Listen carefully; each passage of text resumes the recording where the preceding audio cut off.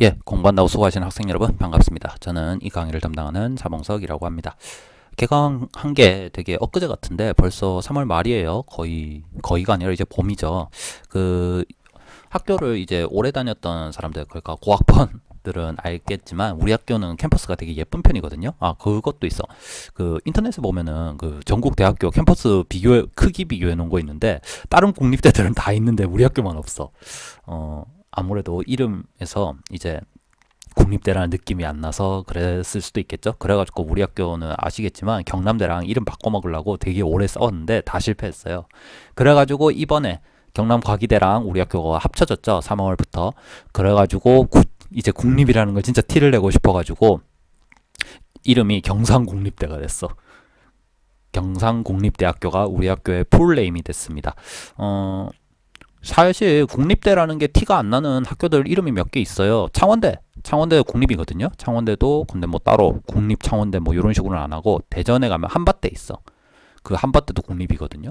그러 어쨌거나 이런 몇 가지 대학이 있는데 우리 학교는 그 경남에 있는 지역 거점 그 국립대학교임에도 불구하고 이제 티가 안 난다는 이유로 굳이 이름에 국립을 넣었습니다. 어쨌거나 중요한 건 그게 아니라 봄이죠. 근데 그 학교를 오래 다닌 학생들은 알겠지만 우리 학교가 봄에 되게 데이트하기 좋아요. 그 가자천 주변에 있는 후문에 가자천 주변에 있는 나무들이 다 벚나무거든요. 그러니까 그 벚꽃이 만개하면은 되게 그 보기 좋습니다. 그리고 그 벚나무 아래로 이제 산책로가 나 있어. 그 길가 따라 가지고요. 그러니까 혹시라도 그 학교 근처 후문에 사는 학생들은 이제 한 번쯤 거기서 놀아도 괜찮을 것 같아요. 요새는 벤치도 많이 생겨가지고 도시락 까먹기도 좋고, 코로나라 가지고 좀 그렇긴 하겠지만 어쨌거나 그렇습니다. 그리고 그 교내에도 벚꽃 포인트가 몇 군데 있는데, 교내는 그 인문대랑 사회대 사이에 그 도로 있잖아요. 거기에 있는 벚나무들은 겹벗이에요. 그러니까 좀 늦게 펴. 늦게 피는데 나중에 피고 나면 좀 되게 오래 가거든요. 늦봄까지. 거기는 이제 사범대 바로 앞에 있는 그 벚나무가 이제 사진 찍는 포인트예요. 되게 예쁘게 핍니다. 거기도 한 번쯤 가보셔도 괜찮을 것 같아요. 그리고 우리 학교는 가을에는 그 옛날 동아리 방들 있었던 그 부지가 있거든요. 그 교양동 뒤쪽으로 해가지고 거기가 가을이 되면은 이제 단풍 드는 나무들이 쭉 있어가지고 거기도 되게 예쁘고, 그 학군단 올라가는 길, 그 가저산 밑으로 거기도 괜찮습니다. 그 학군단 올라가는 길 따라가다 보면은 그 공대에 보면은 그 비행기도 한 대 있어. 그러니까 궁금하면 한 번쯤 찾아가 보셔도 괜찮을 것 같아요. 혹시라도 비대면 수업만 해가지고 학교 갈 일이 없는 학생들도 있을 거고, 뭐 새내기 같은 경우에는 정말 뭐 비대면 하면은 그 학교에 입학은 했는데 캠퍼스가 어떻게 생겼는지도 모르잖아요. 봄에 우리 학교 캠퍼스가 되게 괜찮은 편이고 되게 놀기 좋은 편이니까 날씨 괜찮으면은 한 번쯤 찾아가 보셔도 됩니다. 그리고 공지사항이 있어요. 공지사항은 뭐냐면은 우선 어떤 학생이 저한테 질문을 올려가지고 제가 이거를 학생들한테 말을 해줘야겠다라고 생각을 했는데, 그 오리엔테이션 때 제가 첫 주 출석은 점수에 안 들어간다고 했잖아요. 근데 이제 이 캠퍼스 시스템에는 그게 반영이 안 돼 있을 거예요. 왜냐면은 괜히 건드렸다가 딴 거 잘못 건드릴까봐 제가 그건 안 건드렸고, 대신에 어차피 제가 점수 매길 때 수기로 매기거든요. 그 기말에, 학기말에. 그렇기 때문에 그때 그 실수할 일은 없을 거예요. 그 첫 주가 지금 결석으로 처리되어 있다고 하더라도 이제 제가 실제로 점수 매길 때는 다 고려하니까 너무 신경 쓰지 않으셔도 되고요. 그리고 두 번째 거가 뭐가 있냐면은, 잠깐만요. 강의 계획서를 잠깐 보도록 할게요. 그 평가 방법에 보면 토론이라고 있었어요. 그리고 일반 과제도 있었죠. 토론이 뭐였냐면은 자신이 쓴 개요를 가지고 토론하기였어요. 그러니까 글을 갖고 하는 게 아니라 그냥 개요만 짜면 돼. 여러분들이 요거를 이제 진행을 할 겁니다. 참고로 토론 해가지고 N만큼만 하면은 그 발표자들, 그러니까 자신의 개요를 이제 가지고 이제 피드백을 벌인 사람들은 웬만해서는 10점 까지는 나갈 거예요. 무조건 준다는 건 아니에요. 제가 내용이랑 이런 거 다 평가해가지고 볼 거거든요. 그리고 여기 일반 과제에 보면은 개요 쓰기가 있어, 애초에. 그러니까 10점짜리가 있죠. 토론에 참여를 하게 되면은 거의 20점을 꽁으로 먹고 들어갈 수가 있어요. 중간고사 20점 있죠. 요 20점이 중간고사 만점 받아야지 받을 수 있는 점수예요. 그러니까 그 많은 참여를 부탁드리고요. 오늘이 요 오늘 수업이 이거예요. 그리고 신청은 요 2주 동안 받겠습니다. 개요를 어떻게 쓰는지는 다음 시간에 제가 말씀드릴 거고요.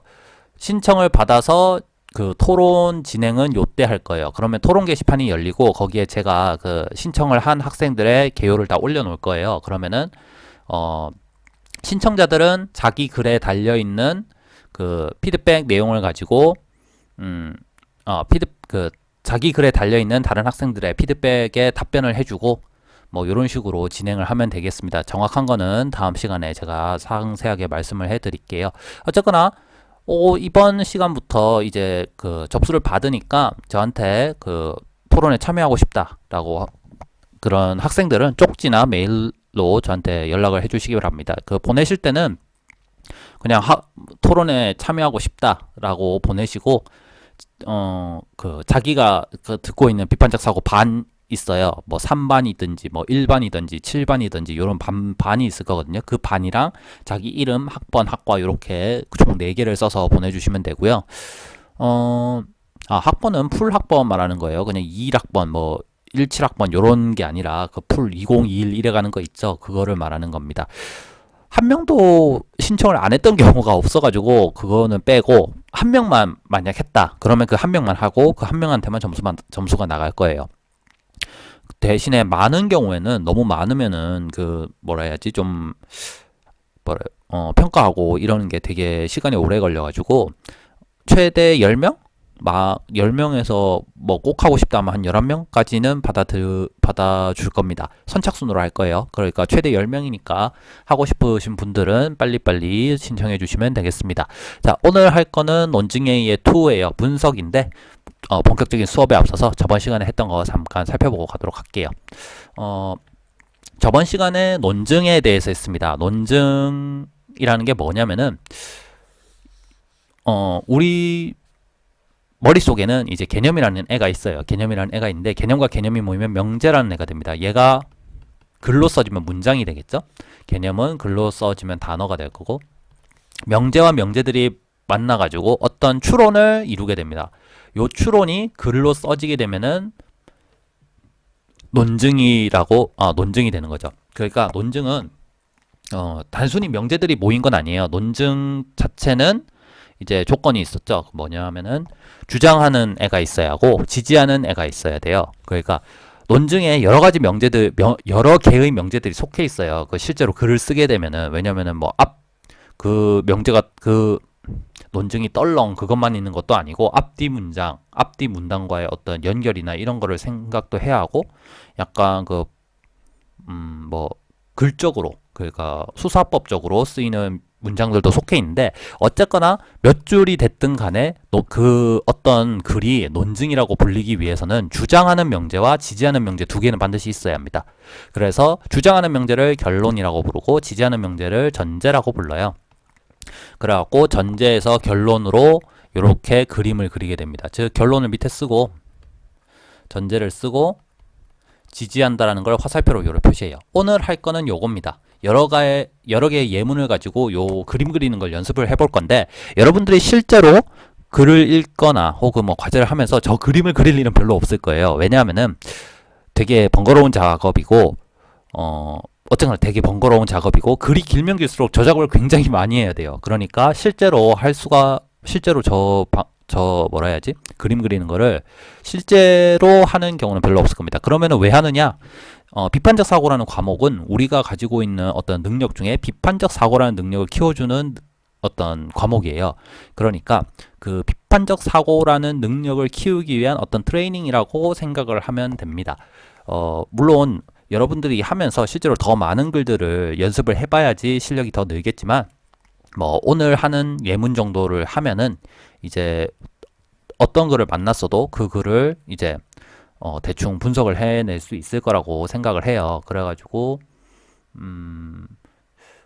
그렇게 되면은 이제 여러분들 전공에서 쓰이는 어려운 글들도 아마 도저히 이해 안 된다 싶으면 그림을 그려볼 수 있을 겁니다. 자, 오늘 해볼 거는 이렇게고요. 논증은 아까 말했듯이 명제들로 이루어진 어떤 추론인데 그게 글로 쓰여지면 논증이라고 했죠. 그 논증에는 2 종류가 있어요. 연역이 있고 귀납이 있는데 하나만 기억을 하면 돼. 전제가 전부 참이라고 가정했을 때 결론이 반드시 필연적으로 참인 논증을 연역 논증이라고 합니다. 반드시 참은 아닌 논증을 귀납 논증이라고 해요.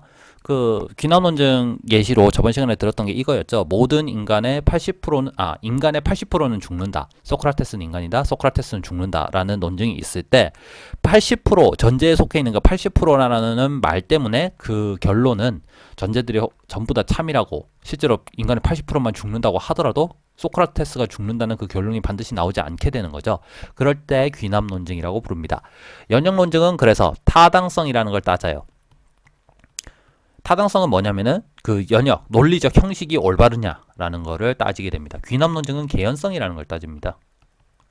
개연성, 얼마나 그럴듯한가라는 거예요. 그러니까 아까 말했듯이 80% 정도면은 그럴듯하다라고 하고, 제일 애매한 게 한 40%, 50% 사이에서 왔다 갔다 하면 이걸 그럴듯하다고 해야 하는지 아니라고 해야 하는지 이제 고민이 될 건데, 그거는 이제 본인들이 그 통계 자료를 어떤 식으로 쓸 건지에 따라서 다르겠죠. 자, 세 번째로 한 거는 논증의 평가 요소인데 세 가지예요. 수용 가능성, 관련성, 충분성, 세 개입니다. 요 밑에 예상 반론을 제시하는 거는 굳이 여기에는 안 들어가요. 그럼에도 불구하고 이제 글이 조금 더 괜찮아지려면은 요걸 넣어주는 게 좋다라는 느낌이었죠. 수용 가능성은 전제로 쓰는 그 내용들이 참이어야 한다는 소리예요. 그러니까 실제 사실이어야 한다는 거지. 그래서 전제의 종류에는 여러 가지가 있는데, 사실 그 저번 시간에 말했듯이 마음 먹고 전제들을 안 받아들이겠다라고 선언을 하면은 뭐든지 안 받아들일 수 있거든요. 그럴 경우에 그런 경우가 생기면 이제 대화가 안 되겠지, 기본적으로. 근데 이제 적어도 한 요 정도의 전제들은 뭐 참인 것으로 받아들여 주자라는 게 있는데, 그게 수용성의 7가지 기준이었죠.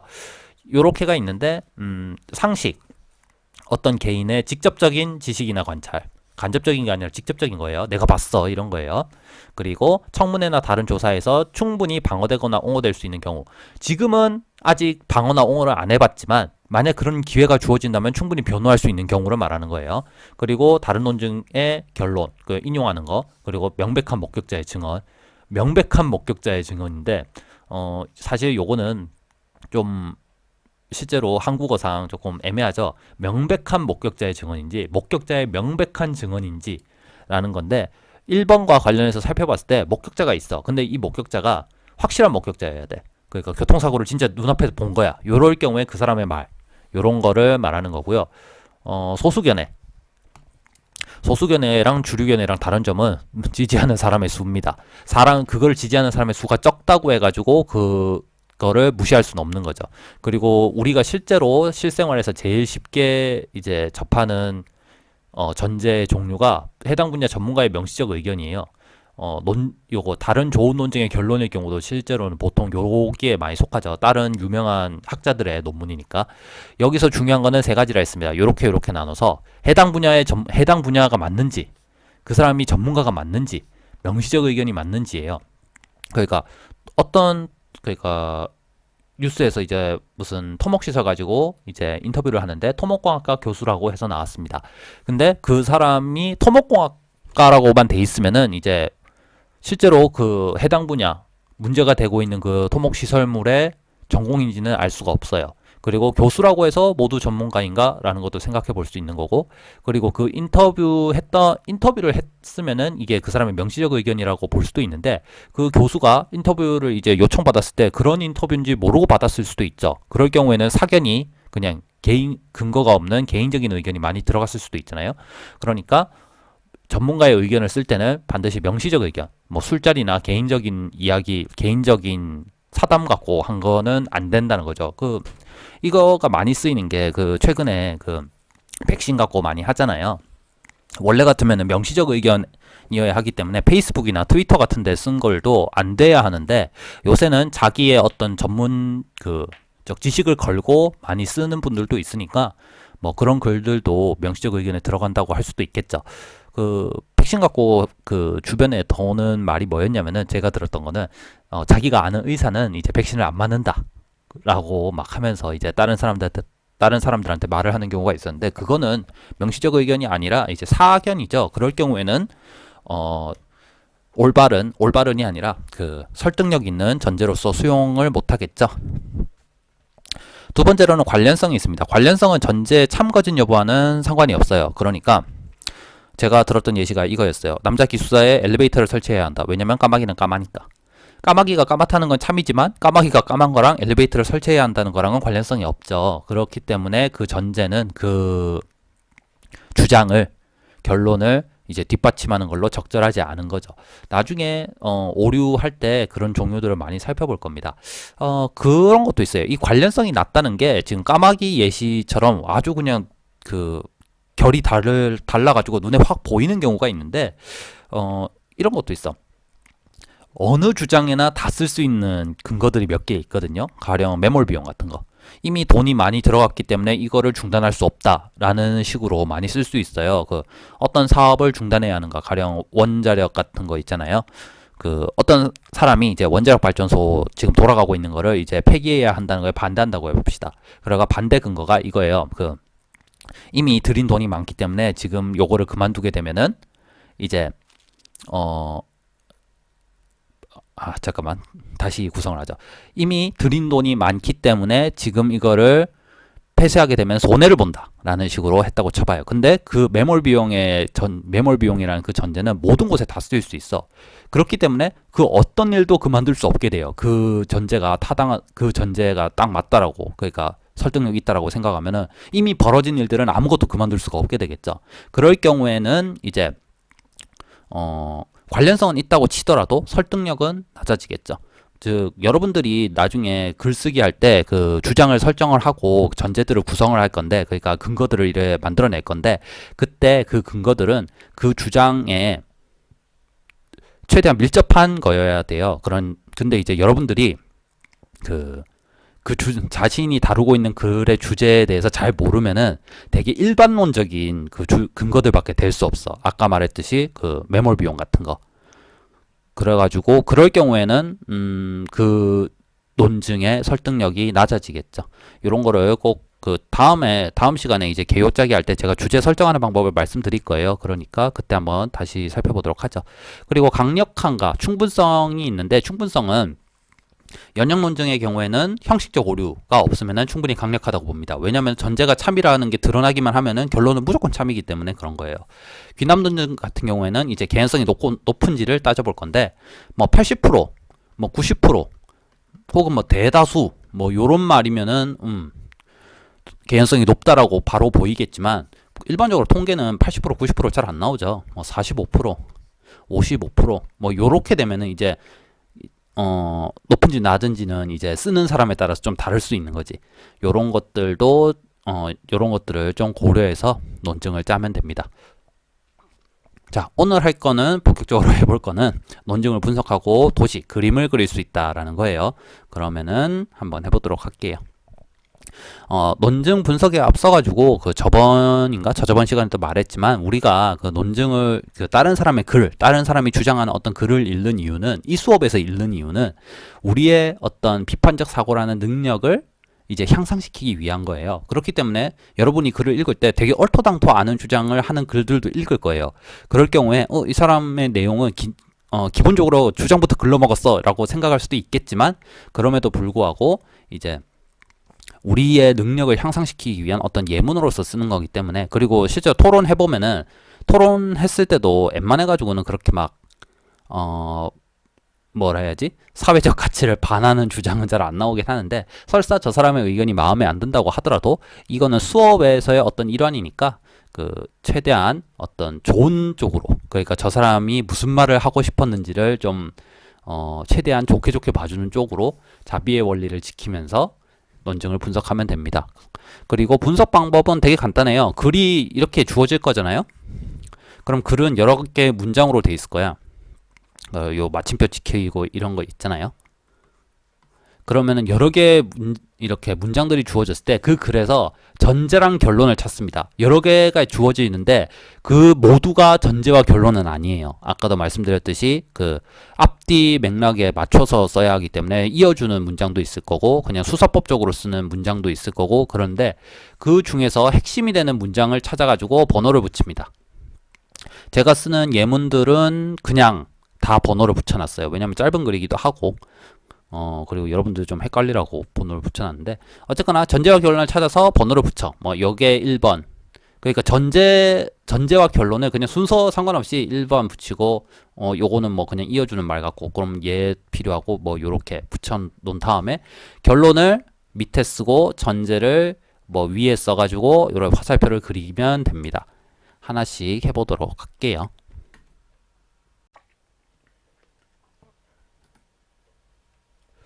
네, 분석의 순서는 다음과 같습니다. 우선 논점과 결론을 찾는다. 당연한 소리겠죠? 결론을 찾아야 돼, 우선. 그런 다음에 결론을 찾으면은 그 결론에 맞는 전제들을 찾는데 중요한 거는 수문 전제가 있는 글들이 있어요. 우리는 지금 예문으로서 한 단락짜리 글을 볼 건데 보통 논문이면 한 12페이지, 인문학 쪽이면은 12에서 20페이지 정도 되잖아요. 그럴 경우에는 이제 그 단락 안에서는 안 나타나는 전제들이 있을 수도 있거든요. 그럼 그런 전제들까지 다 찾아줘야지 논증을 완전하게 구성을 할 수가 있습니다. 그래가지고 결론하고 전제를 찾아. 그런 다음에 해야 할 건 뭐냐면은 그 결론이랑 전제 안에 숨어져 있는 애매모호한 표현을 찾습니다. 그래서 그 애매모호한 표현에 정의를 내려줘야 돼요. 앞에서 정의 내리는 거 했죠. 그리고 숨겨진 가정. 요 전제하고 가정은 조금 달라요. 저 전제는 논증에 직접적으로 참여하는 애고 요 가정이라는 건 글쓴이가 그 문제를 그 글의 글감을 다룸에 있어 가지고 의식을 했든 안 했든 간에 어떤 포인트 그러니까 시점을 가지고 관점을 가지고 볼 거거든요. 그 관점에 어떤 걸려있는 가정들 같은 게 있어요. 요 숨겨진 가정은 논문 같은 경우에는 그 서론부에 글쓴이가 쓰는 경우도 있어요. 가령 뭐 본 주제를 다룸에 있어가지고 본인은 이러이러한 거가 뭐 옳다고 가정하고 보겠다 뭐 이런 식으로 쓰는 경우도 있거든요. 요걸 다 한 다음에 이제 그림을 그리면 됩니다. 아까 말했던 거랑 비슷하죠. 자, 해보도록 하기 전에 뭐가 되게 많네. 내가 만들어 놓고도. 자, 세 번째, 논증 분석을 할 때 결론을 찾아내는 방법을 말씀드립니다. 기본적으로 우리나라 글은 결론 지시어가 있어요.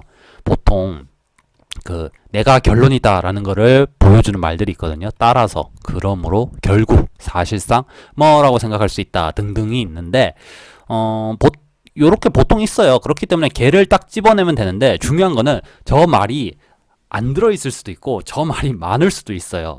그러니까 한 단락의 그 글 안에 따라서가 붙어있는 문장이 하나만 있는 게 아니라 두 개, 세 개일 수도 있잖아요. 실제로 그 경우에는 그 단락 안에 논증이 세 개 그러니까 여러 개가 들어있는 거예요. 한 단락 안에 논증이 하나가 들어있는 게 아니야.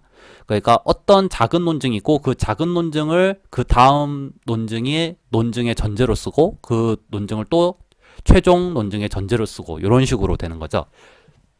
근데 어쨌거나 따라서라는 말이 있으면은 걔가 결론이라는 걸 알아보기는 쉬워. 근데 없을 경우에는 문제가 되죠. 예시 한번 보도록 할게요. 축구 경기에서 그는 중대한 파울을 범했다. 그는 퇴장당할 만했다. 여기는 따라서라는 말이 없잖아요. 그러면 그럼에도 불구하고 이거는 논증이죠. 왜냐면은 전제랑 결론이 있는 것 같으니까. 자, 요럴 때 저 두 문장 중에 뭐가 결론인지를 알아내는 방법이 따라서 검사라는 겁니다. 대화법 검사인데 의심 가는 애한테 따라서를 넣어본다는 거예요. 그냥 별거 아니에요. 그래서 하나씩 해보죠. 결론은 우리나라 말 같은 경우에는 뒤에 가는 게 그 일반적이니까 그 따라서를 넣은 애를 뒤로 보내볼게요. 첫 번째 거에 넣어보죠. 그는 퇴장당할 만했다. 따라서 축구 경기에서 그는 중대한 파울을 범했다. 이게 1번. 두 번째 거에 붙여볼게요. 축구 경기에서 그는 중대한 파울을 범했다. 따라서 그는 퇴장당할 만했다. 요 둘 중에 뭐가 더 그럴듯한가요? 뭔가 딱 결론 나는 게 아니야. 그냥 두 개의 따라서를 넣어보고 그럴듯한 거를 찾는 거예요. 뭐가 그럴듯하죠? 두 번째 게 그럴듯하죠. 여기에 따라서를 넣는 게. 그러므로 요 뒤에 문장이 결론이 되고 앞에 게 전제가 된다라고 볼 수 있죠. 따라서를 넣는데 둘 다 안 그럴듯하면 어떻게 됐어요? 어떻게 되는 건가요? 라고 궁금해할 수도 있는데 그 경우에는 그 안에 결론이 없는 거예요. 여러분들 좀 더 그 다음 문장이든 앞에 문장이든 조금 더 살펴봐야 하는 거지. 요렇게 결론이 어떤 명제가 결론인지 애매모호할 때 쓰는 방법을 따라서 검사라고 합니다. 왜냐하면 검사라는 것도 있어요. 이건 뭐냐면은 어떤 문장이 어떤 명제가 전제인지 모를 경우에 왜냐하면 검사를 사용하면 됩니다. because 검사라고 하고요.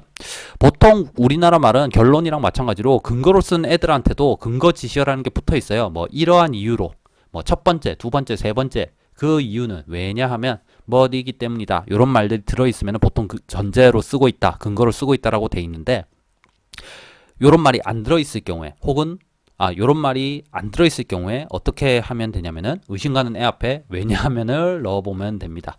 밑에 거 한번 해보죠. 오전청 파괴는 국제적인 문제이다. 이 문제는 국제적인 합의를 통해서만 해결될 수 있다. 앞에 거에 넣어볼게요. 이때도 넣은 거를 뒤로 한번 보내볼게요. 그냥 이 문제는 국제적인 합의를 통해서만 해결될 수 있다. 왜냐하면 오종층 파괴는 국제적인 문제이기 때문이다. 왜냐하면만 넣어서는 말이 좀 이상하니까 때문이다까지 넣을게요. 두 번째 거에 넣어보죠. 오전층 파괴는 국제적인 문제이다. 왜냐하면 이 문제는 국제적인 합의를 통해서만 해결될 수 있기 때문이다. 뭐가 더 그럴듯하죠? 앞에 거?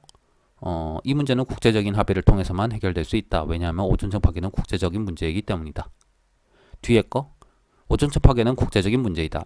왜냐하면 이 문제는 국제적인 합의를 통해서만 해결될 수 있기 때문이다. 제가 보기에는 뒤에 게 좀 더 그럴듯하다고 여겨집니다. 그럴 경우에는 뒤에 애를 전제로 보고 앞에 거를 결론이라고 볼 수도 있겠네요. 사실 이 예시 같은 경우에는 뭐 비슷할 것 같아. 앞에 넣어도 솔직히 말이 안 되는 건 아니잖아요. 이 문제는 국제적인 합의를 통해서만 해결될 수 있다. 왜냐하면 오전층 파괴는 국제적인 문제이기 때문이다. 국제적인이라는 저 말의 애매모호함 때문에 지금 약간 순환노증처럼 되긴 했는데 어쨌거나 중요한 거는 왜냐하면을 넣어가지고 어떤 게 전제인지를 찾을 수 있다는 거예요. 참고로 아까랑 비슷해요. 왜냐하면을 넣었는데 둘 다 이상한 것 같아요 하면은 앞뒤 문장을 좀 더 살펴보면 됩니다. 자, 숨겨진 가정 찾기가 있는데 저 가정이라는 거는 저자가 확실하다고 여겨서 그래서 드러나지 않는 전제라고 돼 있는데 숨겨진 가정이 드러나지 않는 거예요. 그러니까 명시적으로 드러나 있는 가정도 있어요. 그 아까 말했듯이 어떤 논문 같은 경우에는 뭐 필자는 요런 것들이 참이라고 가정한다라고 걸어놓고 하는 것도 있거든요. 근데 글쓴이가 너무 당연하다고 생각을 한 나머지 글에 표현을 안 해놓는 가정들도 전제들도 있습니다. 그 경우에는 그런 숨겨진 애가 뭔지를 찾고 그 가정이 올바른지를 따져봐야 돼요. 그러니까 그 가정을 그 전제가 내가 받아들일 만한 것인지를 따져봐야 돼. 예시 한번 보죠. 경찰관은 용모가 단정해야 하는데 그는 수염을 길렀다. 따라서 그 경찰관은 징계를 받아야 한다. 이 예시에서 이제 숨겨진 가정, 숨겨진 전제는 뭐죠? 아까는 가정하고 전제가 제가 좀 다르다고 했는데 여기서는 지금 제가 비슷하게 쓰고 있어갖고 그런데 뭐 비슷하다고 보면 될 것 같아요. 지금 그렇게 글이 긴 건 아니니까. 이 예문에 숨겨진 가정은 이런 거겠죠. 용모가 단정해야 하는데 수염이 있다. 그러므로 그 경찰관은 징계를 받아야 한다. 여기에 빠진 가정은 수염이 길면 단정하지 않다겠죠.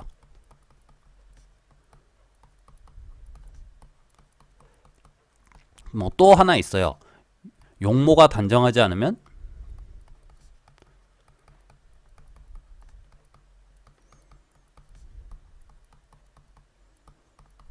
징계를 받아야 한다. 왜냐면 징계라는 거는 어떤 규칙에 의한 처벌인데 용모 단정이 징계를 받아야 할 사유인가? 라는 것도 약간 의심스럽긴 하잖아요. 징계를 받아야 한다.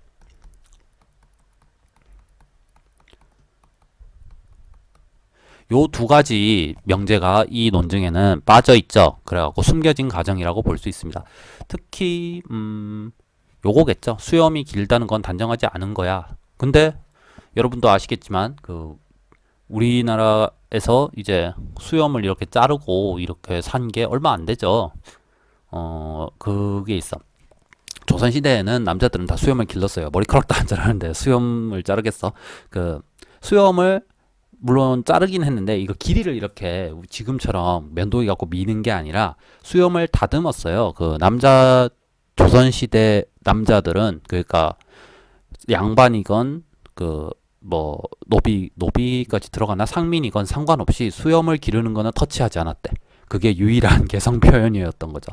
그래가지고 뭐 상민이라고 해서 그 멋진 수염을 못 가지는 것도 아니었고 그 왕이라고 해서 그 이상한 수염이 없었던 것도 아니었던 거죠. 그래가지고 수염 기르는 게 옛날에는 신원서판에 들어간 거예요. 그러니까 그 사람의 용모 단정에 물론 그 장비 수염 같은 게 아니라 잘 기른 수염일 경우에만 단정하다고 했겠지만 어쨌거나 수염 자체가 수염을 길렀다고 해서 무조건 단정하지 않다라고 생각하진 않았다는 거지. 그런데 어쨌거나 지금처럼 면도라는 게 일상이 된 세계에서는 요게 요렇게 생각하는 사람도 있을 거고 아닌 사람도 있겠죠. 수염이 잘 어울리면은 그 단정하지 않다라는 저 생각이 안 들었을 수도 있잖아. 그냥 잘 어울리는 얼굴이면 폐완 어린 거지 그냥. 그래가지고 그런 요런 수염이 단정함에 들어가는지 안 들어가는지를 여러분들 나름대로 나는 안 단정하다고 생각해. 난 단정하다고 생각해. 그렇기 때문에 요 논증은 뭐 받아들일 수 없어. 설득력이 없는 것 같아 라고 생각할 수도 있어요. 그리고 두 번째, 용모 단정이 징계를 받아야 하는 사유인가 라는 것도 생각을 해보죠. 옛날에는 저렇게 생각하는 사람이 많았을 거예요. 왜냐면은 여러분들은 모르겠지만 저도 사실 잘 그런 적 없는데 두발 자유화 같은 거 그게 용모 단정하지 않으면 징계를 받는 대표적인 케이스잖아요. 그러니까 머리가 길면은 뭐 학생부에 뭐가 써진다거나 벌점을 받는다거나 이런 거. 그때 용모라는 거는 사생활의 영역이잖아요. 근데 사생활의 영역은 자유주의가 이제 지금 널리 퍼져 있잖아. 그 세계관 안에서는 터치 금지예요, 기본적으로. 그리고 경찰관이라고 해가지고 그 사람의 개인적인 사생활을 그 징계, 그러니까 저거는 어떤 규칙을 가지고 이제 개입을 하게 되는 거잖아요. 그런 공적인 개입이잖아요. 그런 거 갖고 이렇게 규제할 수 있느냐, 이런 것들도 문제가 되겠죠. 나는 사생활의 영역은 일반인이라면은 잘 모르겠지만 경찰관은 좀 해야 한다고 생각해. 왜냐면 경찰관은 이제 좀 뭐라 해야지, 신뢰감 가는 외모로 있어야 한다라고 생각을 하면은 뭐 징계를 받을 수 있다라고 볼 수도 있겠고, 경찰관이라고 해서 일반 사람하고 다르지 않다. 그러므로 사생활 영역을 이제 저런 거, 특히 용모 같은 걸로 이제 징계를 줘서는 안 된다라고 생각하는 사람도 있겠죠. 그럴 경우에는 요 말이 또 설득력이 별로 없겠죠. 자, 지금까지 해가지고 이제 분석 절차들에 대해서 살펴봤고요. 기본 형식을 하나 살펴보도록 하겠습니다. 우선 예문 한번 볼게요. 그는 현명하고 성실한 사람이다. 그러므로 그 일을 잘 해결할 것이다. 여기서 결론은 그러므로가 붙어있는 요 문장이겠죠. 그리고 전제는 그러므로 앞에 있는 요걸 거예요. 그래가지고 어떤 식으로 하냐면은 번호를 붙여요.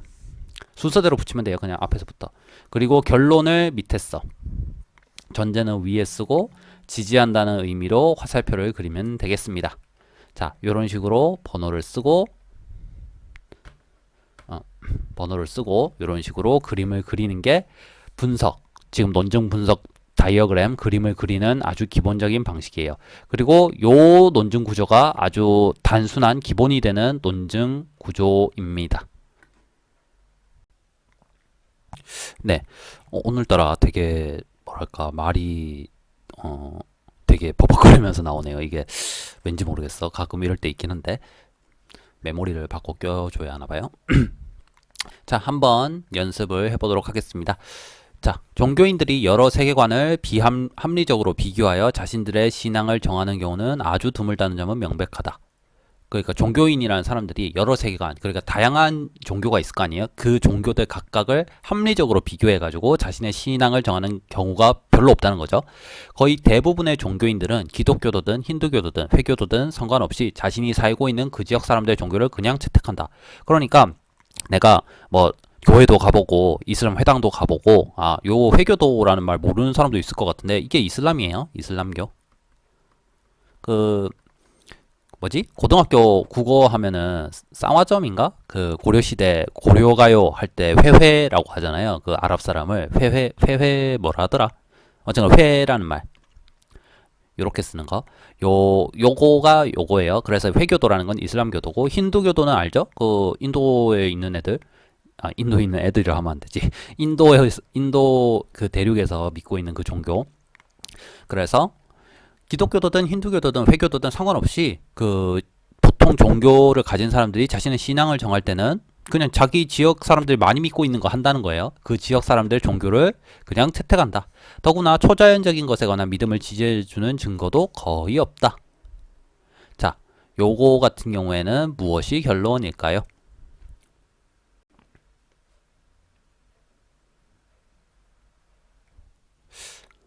딱히 뭐 따라서나 그러므로 같은 것도 없죠. 그리고 전제를 찾아보려고 해도 이제 왜냐하면이 붙어 있는 게 없죠. 자, 이럴 경우에 아까 해봤던 그 검사를 써보면 됩니다. 의심 가는 애한테 해보는 거죠. 따라 결론부터 찾아보죠. 따라서를 어디 넣는 게 제일 좋을까요? 3번에 넣어서 한번 해보죠. 종교인들이 여러 세계관을 합리적으로 비교하여 자신들의 신앙을 정하는 경우는 아주 드물다. 거의 대부분의 종교인들은 자신이 살고 있는 그 지역 사람들의 종교를 그냥 채택한다. 따라서 더구나 초자연적인 것에 관한 믿음을 지지해준 증거는 거의 없다. 적어도 3번은 결론이 아니겠네. 3번 빼고 1, 2번 중에 한번 골라보자. 2번에 넣어볼까요? 종교인들이 여러 세계관을 합리적으로 비교하여 자신들의 신앙을 정하는 경우는 아주 드물다는 점은 명백하다. 더구나 초자연적인 것에 관한 믿음을 지지해주는 증거도 거의 없다. 따라서 거의 대부분의 종교인들은 기독교도든 힌두교도든 회교도든 상관없이 자신이 살고 있는 그 지역 사람들의 종교를 그냥 채택한다. 이것도 조금 이상하죠? 자, 마지막으로 1번에 넣어봅시다. 거의 대부분의 종교인들은 자신이 살고 있는 그 지역 사람들의 종교를 그냥 채택한다. 더구나 초자연적인 것에 관한 믿음을 지지해주는 증거도 거의 없다. 따라서 종교인들이 여러 세계관을 합리적으로 비교하여 자신들의 신앙을 정하는 경우가 아주 드물다는 점은 명백하다. 적어도 2번, 3번보다는 1번이 그럴듯하죠. 그러니까 얘를 따라서를 넣어가지고 결론이라고 합시다. 나머지 두 개는 이유라고 해봐요. 왜냐하면 넣어보면 알겠죠. 그러니까 이 사람이 하고 싶은 말은 이건 거죠. 종교인들이 자기 종교를 선택할 때 그 비교해가지고 합리적으로 정하는 경우는 거의 없다. 왜냐하면은 걔네들은 그 자기가 살고 있는 지역 사람들의 그냥 그거를 믿기도 하거니와 그리고 합리적으로 믿는다고 하기에는 초자연적인 것에 관한 믿음을 지지해주는 증거도 없기 때문이다. 라는 식인 거죠. 자, 그러면은 어떻게 그리면 될까요, 이걸? 결론은 1번이니까 1번 여기 쓰고 2번하고 3번이 이제 전제인데 여기서 보면은 2번이랑 3번이 둘 다 전제인 거는 맞는데 둘 사이에 어떤 관계가 있는지는 잘 모르겠죠. 그러니까 하나씩 그러니까 2번하고 3번을 빼보면 돼요. 종교인들이 여러 세계관을 합리적으로 비교하여 신앙을 정하는 경우는 드물다. 왜냐하면은 거의 대부분의 종교인들은 자신이 살고 있는 그 지역 사람들의 종교를 그냥 채택한다. 이게 1번. 종교인들이 합리적으로 신앙을 정하는 경우는 드물다. 왜냐하면 더구나 초자연적인 것에 관한 믿음을 지지해주는 증거도 거의 없다. 라는 거. 자, 요 경우에는 2번과 3번 사이에는 어떤 관계가 있는 것처럼 보이지 않아요. 하지만 2번과 3번이 각각 저 결론을 지지해주고 있다라고는 보이는 거죠. 합리적이라는 것 때문에 3번 전제가 이렇게 들어가는 거예요. 증거도 없이 그냥 믿는다는 소리잖아. 그러니까 합리적인 믿음은 아닌 거지. 자, 그럴 경우에 2번과 3번이 각각 1번을 지지한다라는 식으로 이런 식으로 그리게 됩니다. 아까 말씀드렸듯이 이게 뒤에는 2번과 전제들 여러 개가 이렇게 더해져가지고 하나를 지지한다라는 식으로 쓰일 수도 있는데 요거 두 개 구분하는 방법은 하나씩 빼보면 돼요. 그 전제가 만약 합쳐져가지고 결론을 지지할 경우라면은 어느 하나의 전제를 빼고 논증을 구성했을 때 논증이 제대로 구성되지 않을 거예요. 그럴 경우에는 두 개가 합쳐져서 이제 지지한다라고 보는 거죠. 자, 한번 보죠. 스트레스를 많이 받는 사람은 술을 많이 마신다. 그는 술을 많이 마신다. 그는 스트레스에 시달린다. 자, 우선 결론부터 찾아야죠. 결론은 뭘까요? 3번? 3번에 넣어볼까? 스트레스를 많이 받는 사람은 술을 많이 마신다. 그는 술을 많이 마신다. 따라서 그는 스트레스에 시달린다. 네. 제대로 들어왔죠. 3번의 결론입니다. 그럼 1번하고 2번이 전제라고 해볼게요. 왜냐면을 넣어보면 됩니다. 하지만 제가 예문을 고른 이상 엄뜬 거를 넣지는 않았을 거 아니에요. 자, 이렇게 하는데 어떤 식으로 지지를 하나요? 아까랑 비슷한가? 2번을 빼고 한번 살펴보죠. 그는 스트레스에 시달린다. 왜냐하면 스트레스를 많이 받는 사람은 술을 많이 마시기 때문이다. 문제가 이렇게 2번을 빼놓고 하면은 제대로 된 논증인가요? 그는 스트레스에 시달려. 왜? 라고 물어봤어. 스트레스를 많이 받는 사람은 술을 많이 마시니까 그래. 그러면은 그 사람이 스트레스에 시달린다는 거에 대한 것과 술하고 연결해주는 그 명제가 하나 부족하죠. 즉 2번 명제가 부족하게 되는 거예요. 그렇다고 2번 명제만 가지고 이 논증이 구성되는 건지 구성되는지도 확실하지 않죠. 걔는 그 사람은 스트레스에 시달려. 왜? 그 사람이 술을 많이 마시거든. 그러면 우리는 머릿속에 이미 스트레스 많이 받으면 술을 많이 마신다라는 생각이 있는 사람이라면은 2번과 3번 갖고도 논증이 된다라고 생각하겠지만 실제로 이거는 논증이 구성된 게 아닌 거죠. 술하고 스트레스를 이어주는 명제가 하나 부족하니까. 그래서 요 논증은 이런 식으로 구성이 됩니다. 즉 둘이 합쳐져서 결론을 지지한다라는 식으로 가는 거죠. 이제는 찾아볼 수 없는 예능인이 돼버렸죠. 요새 어디 나오는 것 같기도 하고 그렇습니다. 요런 식으로 그리게 되죠. 괄호를 이제 치는 게 기본이에요. 근데 괄호는 솔직히 없어도 돼. 필요한 건 요겁니다. 더하기는 반드시 표시를 해줘야 하고 더해서 내려온다. 더해서 지지한다라는 거를 표시해 주시면 됩니다. 자, 그게 있어요. 요새 학생들이라고 말하면 내가 되게 나이가 많은 것 같은데 그건 아니고 옛날보다 술을 안 먹는데요. 대학생들이 그래갖고가 아니야. 술을 안 먹는데 근데 저는 예전에 그 학교 정문 앞에 그 역전 할머니 맥주집 있잖아요.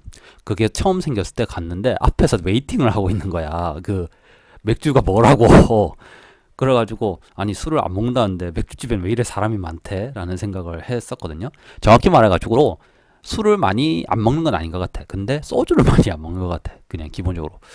맥주가 훨씬 다양화됐기도 했죠. 그 수제 맥주 같은 것도 많이 생겼고 수입 맥주도 많이 들어왔는데 그렇게 비싸지 않아. 국산 맥주보다. 그래가지고 술의 다양성이 늘어났어.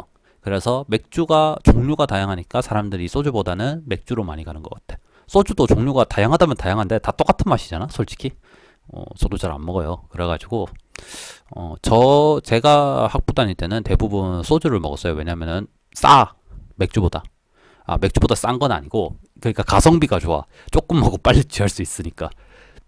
그래서 소주도 병소주가 아니라 그거 페트에 든 거, 큰 거, 2리터짜리인가? 그거를 많이 먹었어요. 그래갖고 먹었는데 지금은 점점점 소주 도수도 낮아지고 이제 소주도 여러 종류가 나왔었죠. 한때 그 과일 섞은 거. 저 같은 경우에는 그 깔라만시 있잖아. 투명한 병에 들어있던 거. 그거는 되게 맛있다고 생각을 했었거든요. 그리고 수나리도 여러 가지 맛이 있었는데 레몬이 아니라 어쨌거나 특별한 복숭아인가 뭐를 먹었는데 그건 되게 맛있더라고요. 어쨌거나 그 스트레스에 안 시달려도 사람들은 기본적으로 술을 많이 먹죠. 그래가지고 요거 자체가 요 논증에 대해서 뭔가를 하려고 했던 건 아니고 그냥 그렇다는 겁니다. 자, 다음 거 한번 살펴보죠. 예. 독배를 마시면 죽는다. 소크라테스는 독배를 마셨다. 소크라테스는 죽었다. 가족 중 누군가가 죽는다면 남은 가족은 슬퍼할 것이다. 크산디페는 소크라테스의 아내이다. 그러므로 크산디페가 슬퍼할 것이다. 라는 게 있죠. 결론은 이거겠죠. 그러므로 라는 게 붙어 있으니까.